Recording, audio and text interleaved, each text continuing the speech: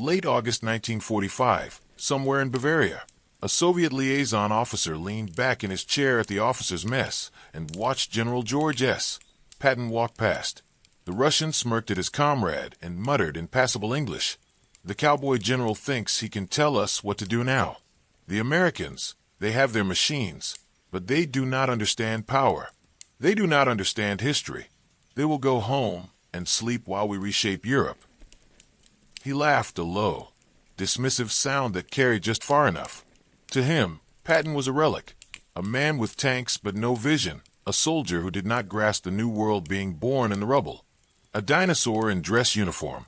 What he didn't know was that the dinosaur had already seen the future, mapped it, and was trying to warn anyone who would listen. Before we dive in, make sure you're subscribed. Every week we uncover the stories the world forgot. George Smith Patton Jr. did not predict the Cold War through mystic vision or political theory. He read it in the dirt under his boots, in the eyes of Red Army officers at joint victory parades, in the systematic stripping of German industry by Soviet reparations teams, and in the hard logic of geography and power. While the rest of the Allied command celebrated victory over the Third Reich, Patton stood at the new front line, a line not of trenches but of ideologies, and saw the next war forming like storm clouds on a summer horizon. His weapon was not a tank or a rifle. It was clarity, cold and unforgiving as a January wind across the steppes. He saw what others refused to see, that the alliance with Stalin had been a marriage of convenience, and now the convenience was over. The weapons were still warm, the dead still being counted, and Patton was already counting divisions, fuel depots, and railheads between Bavaria and Moscow. The Third Army had rolled across Europe like a mechanized avalanche. Patton's command had punched through the Siegfried Line, raced across the Rhine, liberated tens of thousands from camps, and carved a path of devastation through the Wehrmacht that would become legend. His tanks, Shermans mostly, reliable and fast if not invincible, had covered more ground in less time than any army in history. 400 miles in a month during the breakout from Normandy. His logistics officers became magicians, conjuring fuel and ammunition across bombed railroads and shattered bridges. His infantry divisions learned to move like cavalry, hitching rides on tank decks and half-tracks, leaping off into firefights and back on again before the enemy could regroup. The Third Army had become a machine that fed on momentum, and Patton was its engine. But now, in the summer of 1945, the engine was idling. The war was over, and Patton was watching the Soviets with the same intensity he had once reserved for Rommel. He had seen them up close during the link-up at the Elbe River in April. American and Soviet forces meeting, shaking hands, posing for photographs that would paper the world's newspapers. Patton had attended the ceremonies, stiff and correct, but his eyes were always moving. He watched how Soviet officers handled their men, casual brutality mixed with iron discipline. He saw the equipment, T-34 tanks, solid and brutal, built for mass and endurance rather than comfort. He noted the logistics, the sheer weight of artillery the Red Army dragged behind it, the endless columns of infantry that seemed more like a migration than an army. And he saw the political officers, always watching, always listening, always taking notes. These were not liberators in the American mold. These were conquerors with a plan.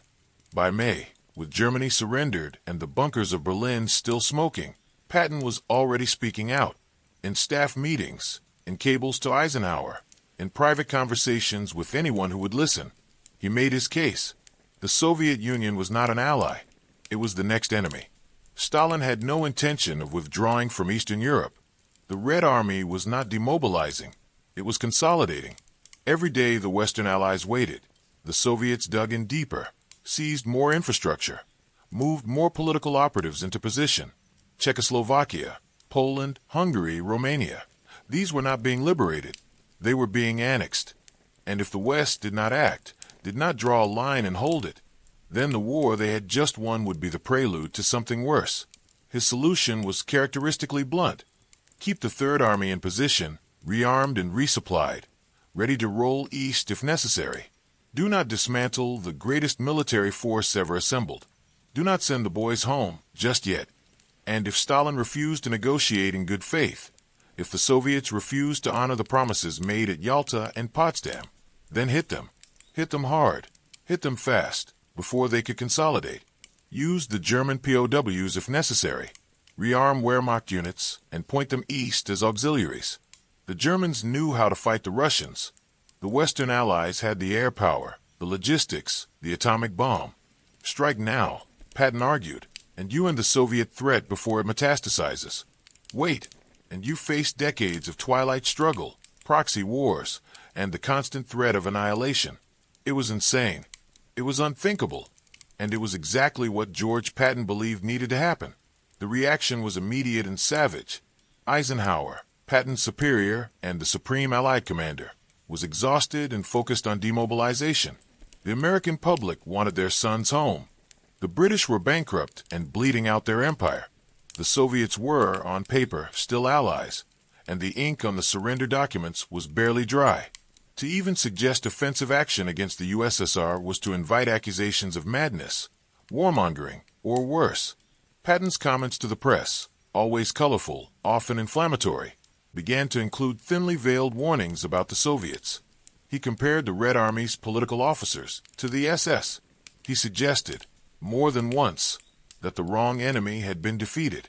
He told reporters that the American advance should have continued straight to Moscow while they had the chance. The headlines wrote themselves, and the backlash was brutal. But Patton was not operating on instinct alone. His intelligence officers had been feeding him reports for months. Soviet troop movements did not match the pattern of an army standing down. Instead, divisions were being repositioned. Tank armies rotated but not disbanded. Airfields expanded rather than mothballed. The NKVD was rounding up anti-communist resistance fighters in Poland and the Baltics, liquidating them by the thousands. In Germany, Soviet occupation zones were being sealed off. Western liaison teams reported restricted access, uncooperative Soviet counterparts, and a growing wall of bureaucracy and hostility. Patton read the reports and saw the pattern. This was not peace. This was a pause. He began conducting his own reconnaissance, quiet and unofficial. Officers from the Third Army, on liaison duties, would observe Soviet positions, count tanks, note supply routes. Patton studied maps of Eastern Europe, the way he had once studied maps of France, looking for weak points, avenues of advance, defensible terrain. He calculated fuel requirements, ammunition stockpiles, how long it would take to redeploy the Third Army from its current positions in Bavaria to a jump-off line facing east. His staff thought he was preparing for a hypothetical exercise. Patton was preparing for war, the tactic that would define the Cold War, if it had come to open conflict in 1945, would have been vintage Patton. Deep, rapid penetration, bypassing strong points, targeting logistics and command nodes, creating chaos in the enemy rear. Air power would suppress Soviet artillery and interdict reinforcements. Armored columns would race for key cities and river crossings, cutting the Red Army supply lines before they could react. It was blitzkrieg, but American style, faster, better coordinated, with overwhelming air superiority and the logistical muscle to sustain the advance indefinitely. Patton had run this play across France and Germany. He knew it worked, and he knew the Red Army, for all its mass and toughness, was vulnerable to it. Soviet doctrine relied on weight, on grinding forward through sheer numbers and firepower, against an enemy that refused to stand still, that hit from unexpected angles, and then vanished before the counterpunch could land. The Red Army would struggle, but there would be no war in 1945, not the one Patton wanted. Eisenhower, under immense political pressure, relieved Patton of command of the Third Army in October. The official reason was Patton's mishandling of denazification policies. He had been too lenient, too willing to use former Nazis in administrative roles if they were competent. The real reason was that Patton had become a political liability, a loose cannon whose rhetoric threatened to destabilize the fragile post-war order. He was reassigned to command the 15th Army, a paper command with no combat role, essentially a desk job compiling history reports. For a man who had led armies across continents, it was exile. Patton took it quietly, more quietly than anyone expected. He continued to write, to speak privately, to argue his case to anyone who would listen. In his diary, he was blunt. "We have destroyed what could have been a good race to replace them with Mongolian savages. In the next war, and there will be one, we will need these Germans." He was not advocating for Nazi ideology. Patton despised Hitler and the SS as much as any man, but he was thinking in terms of civilizational conflict, of Western Europe versus the Soviet East, and in that calculus, the Germans were potential allies, not permanent enemies. It was cold logic, stripped of sentiment, and it made him more enemies than friends. On December 9th, 1945, Patton was riding in a staff car near Mannheim, Germany, on his way to a pheasant hunt. The car collided with a U.S. Army truck. Patton, sitting in the back seat, was thrown forward. He suffered a broken neck and was paralyzed from the neck down. He died 12 days later, on December 21st, from a pulmonary embolism. He was 60 years old. Some whispered conspiracy, assassination, Soviet agents tying up a loose end. Most likely it was just a freak accident, the kind of mundane tragedy that ends extraordinary lives. But the timing was stark. The man who had seen the Cold War coming, who had tried to start it on his own terms, was gone before it truly began. Within a year, the Iron Curtain descended. Churchill gave his famous speech at Fulton, Missouri, in March 1946, warning of Soviet expansionism and using the phrase that would define the era. The same phrase Patton had been using in private for months. Within 2 years, the Berlin blockade began. Soviet-backed communists took over Czechoslovakia, and the West realized, too late, that Patton had been right. Within 4 years, the Korean War began, a hot conflict inside the Cold War. American and Soviet-backed forces grinding each other down in a proxy bloodbath. Within a decade, the nuclear arms race was in full swing. The world divided into two camps, and the peace of 1945 revealed as nothing more than an intermission. The industrial and military might that Patton had wanted to keep mobilized was instead dismantled with shocking speed. The Third Army, once the tip of the American spear, was gutted. Divisions were deactivated, tanks mothballed, soldiers shipped home by the millions. In 1945, the United States had 12 million men and women in uniform. By 1947, that number had dropped to 1.5 million. The greatest military machine ever assembled was taken apart and put in storage, while the Red Army remained in the field, 100 divisions strong, dug in from the Baltic to the Black Sea. The West had won the war and then unilaterally disarmed. It was strategic insanity, and Patton had said so, loudly and repeatedly, until they silenced him with reassignment, and then fate silenced him permanently. The doctrine Patton had advocated, containment through strength, readiness through mobilization, deterrence through overwhelming capability, became American policy, but only after the damage was done. The Truman Doctrine, announced in 1947, committed the United States to supporting free peoples resisting subjugation by armed minorities or outside pressures. It was Patton's argument, sanitized for political consumption and stripped of its offensive edge. Instead of striking first, America would wait, react, contain. Instead of ending the Soviet threat in 1945, when victory was fresh and the Red Army exhausted, the West would spend 45 years in a twilight struggle, bleeding treasure and blood in Korea, Vietnam, Afghanistan, and 100 smaller conflicts. The cost was incalculable. Tens of millions dead in proxy wars. Trillions spent on weapons that would never be fired.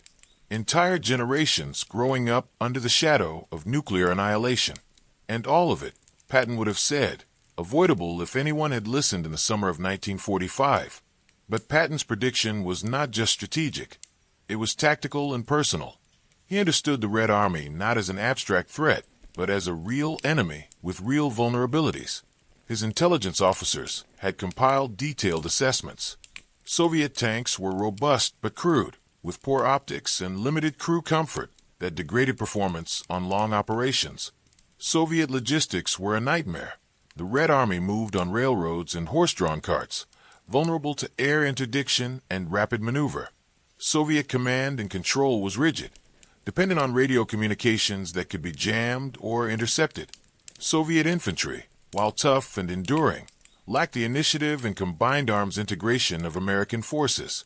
In a head-to-head fight, Patton believed the Third Army would have torn through Soviet lines like paper. The Sherman tank, maligned by some for its thin armor and tendency to burn, was faster and more reliable than the T-34. American air power, P-47 Thunderbolts, P-51 Mustangs, B-17 and B-24 bombers, could have achieved total air superiority within weeks.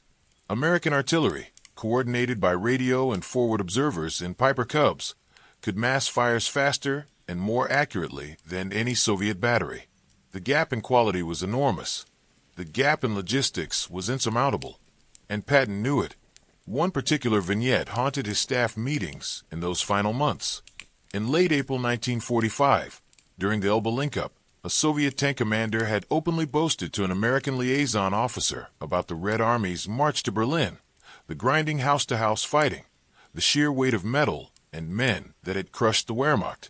The Soviet officer, through a translator, had said something to the effect of, "You Americans, you had the easy road. France, Belgium, soft countries. We had the real war. We bled for this victory." The American officer, a captain from the Third Army's reconnaissance units, had smiled politely and said nothing. Later, he reported the conversation to Patton. Patton's response was immediate. "Tell him we could have been in Berlin in 2 weeks if they'd let us off the leash. Tell him his tanks burn just as bright as ours, and we've got a hell of a lot more of them." The message was never delivered, but the sentiment was pure Patton. He did not fear the Red Army. He understood it, respected its scale and tenacity, but he did not fear it, and that clarity, that absence of mystique, made him dangerous to the post-war consensus. The upgrade that would have defined Patton's hypothetical war against the Soviets was not a weapon but a system, American air-ground coordination. By 1945, the U.S. Army Air Forces had perfected the art of close air support. Forward air controllers could call in strikes within minutes. Fighter bombers like the P-47 carried rockets, bombs, and napalm, turning every road and rail line into a kill zone. The Soviets had nothing comparable. Their Air Force was designed for air superiority and strategic bombing, not tactical support. In the fluid, fast-moving warfare Patton envisioned, American pilots would have hunted Soviet columns around the clock, guided by ground controllers and radar operators, turning every Soviet advance into a funeral procession. The sound of a P-47's engine, a deep, rattling growl that tankers called the Jug, would have become the soundtrack of Soviet retreat, the same way the Stuka's siren had terrorized Allied troops in 1940. Patton had seen it work against the Germans. He knew it would work against the Russians. Range and role would have shifted immediately. The Third Army supply lines stretched back to Normandy, fed by the Red Ball Express and a logistics network that moved 10,000 tons of supplies per day at its peak. Patton had proven he could sustain offensive operations over hundreds of miles with minimal pause. Against the Soviets, the operational range would have been shorter. The front line was already in Central Europe, but the tempo would have been faster. Patton's doctrine was simple. Never let the enemy rest. Never let them consolidate.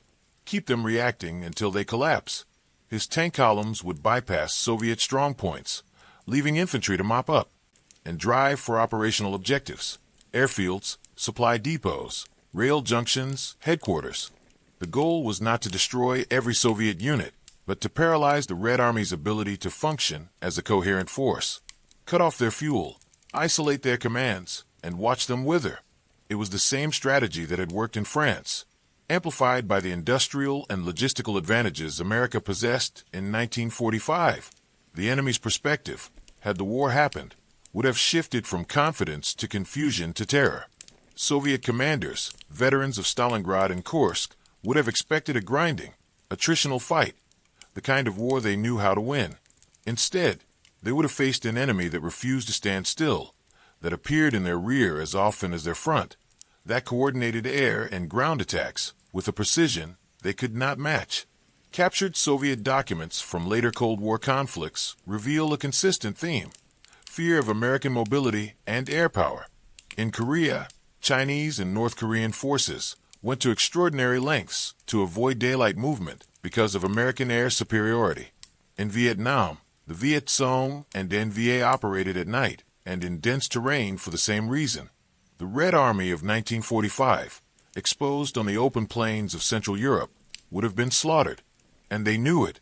Post-war Soviet military writings obsess over the lessons of the Western Front, over how the Americans moved so fast, coordinated so well. They studied Patton's campaigns the way Patton had once studied Rommel's. The respect was there, grudging and unspoken, but real.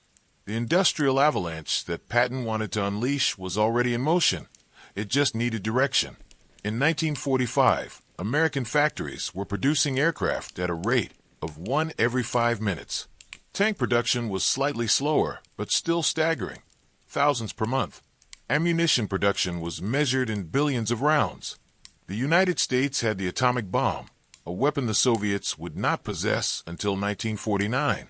American pilots trained for hundreds of hours before seeing combat. Soviet pilots often went into battle with less than 50. American soldiers ate hot meals and slept in tents. Soviet soldiers subsisted on black bread and slept in holes. The material gap was not just significant, it was civilizational. And Patton understood that in modern war, logistics and production mattered as much as courage and tactics.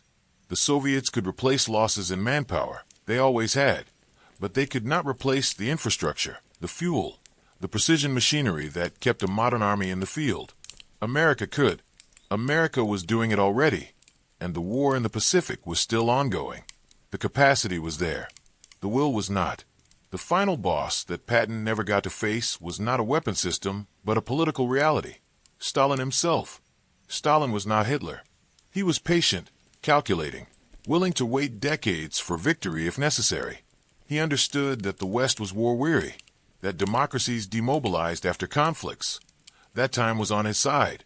If Patton had gotten his war in 1945, Stalin would have fought it differently than Hitler did, trading space for time, grinding down American will to continue, betting that the U.S. public would not tolerate another prolonged conflict so soon after the last. And Stalin might have been right. The atomic bomb was a wild card. Patton himself was skeptical of its strategic value beyond shock effect. But even nukes required delivery, targeting, and the political will to use them on a massive scale. Could Truman have ordered the destruction of Soviet cities while American boys were dying on the Eastern Front? Maybe. Maybe not. Patton believed the war could be won conventionally, through maneuver and air power, before the nuclear question became relevant. We will never know if he was right. The operation that proved the inevitability of Cold War confrontation was not military, but political. The Berlin blockade of 1948 to 1949. Stalin, testing Western resolve, cut off ground access to West Berlin, a city deep inside the Soviet occupation zone. The West had two choices: abandon Berlin or resupply it by air. Truman chose the airlift. For 11 months, American and British aircraft flew round-the-clock missions, delivering food, coal, and supplies to 2 million people. It was a logistical miracle, the kind of operation Patton's Third Army had perfected in combat. At its peak, planes were landing in Berlin every 90 seconds. The Soviets could have shot them down. That would have meant war, but they didn't. They watched frustrated, as the West demonstrated exactly the kind of industrial and logistical dominance Patton had wanted to leverage in 1945. When the blockade ended, Stalin had lost. He had tested the West and found it stronger than he expected. If Patton had been alive, he would have smiled grimly and said, "I told you so." The scoreboard, had Patton's war happened, is speculative but informed. The Third Army in 1945 comprised 12 divisions, over 300,000 men, and roughly 2,000 tanks. Against Soviet forces in Central Europe, perhaps 20 to 30 divisions, depending on dispositions. The initial clash would have been brutal but likely decisive. American air superiority would have been achieved within days. Soviet logistics would have fractured within weeks. The advance might have reached the Polish border before stalling, or it might have pushed further, depending on Soviet willingness to fight and Western political will to continue. Casualties would have been heavy on both sides, but the industrial imbalance meant America could replace losses indefinitely, while the Soviets could not. The real scoreboard, though, is historical. Patton predicted the Cold War in every meaningful sense. The Soviet refusal to withdraw from Eastern Europe the suppression of dissent behind the Iron Curtain, the decades-long confrontation between systems and ideologies. He saw it in 1945. The West admitted it by 1947. The cost of that 2-year delay was the enslavement of half of Europe for nearly 50 years. Today, there's a museum in Bavaria where Patton once commanded. It is quiet, respectful, filled with uniforms and maps and photographs of men who are now dust. Among the exhibits is a display on the immediate post-war period, the tense meetings between American and Soviet officers, the slow realization that the alliance was fracturing. There's a quote on the wall, pulled from a Soviet officer's memoir published in the 1970s, after détente had softened some of the old hatreds. The officer had been at one of those joint parades in 1945, had watched Patton inspect the troops, had heard the American generals clipped precise questions about Soviet dispositions. The officer wrote, "We thought the Americans were naive, that they believed their own propaganda about eternal friendship. But this one, Patton, he looked at us the way a wolf looks at a rival pack. He knew, and if he had been allowed to act, I think we would have learned the same lesson the Germans did." The quote hangs there, unattributed in the museum text, but damning in its honesty. Patton had been right, and the Soviets had known he was right, and the only reason the war he predicted did not happen in 1945 was that his own side stopped him. The sky over Central Europe belongs to no one now, or perhaps to everyone. The divisions are gone, the tanks rusting in surplus yards, or melted down for scrap. The Cold War ended not with the thunder Patton would have preferred, but with a whimper, a wall coming down, and old men signing papers. But the world Patton predicted, bipolar, nuclear, locked in existential struggle, was the world his children and grandchildren inherited. He saw it forming in the summer of 1945, tried to stop it with the only tools he understood, and was silenced for his trouble. History, that patient judge, has rendered its verdict. Patton was right. The West should have listened, and the cost of not listening was measured in decades, in millions of lives, and in the constant shadow of annihilation that hung over the world until the Soviet Union finally collapsed under the weight of its own contradictions. Patton did not live to see that vindication, but it came nonetheless, inevitable as the sunrise, as certain as the roar of a Sherman's engine rolling east toward a war that never was. If you love untold stories from history's darkest hours, subscribe and join us on the next mission through time.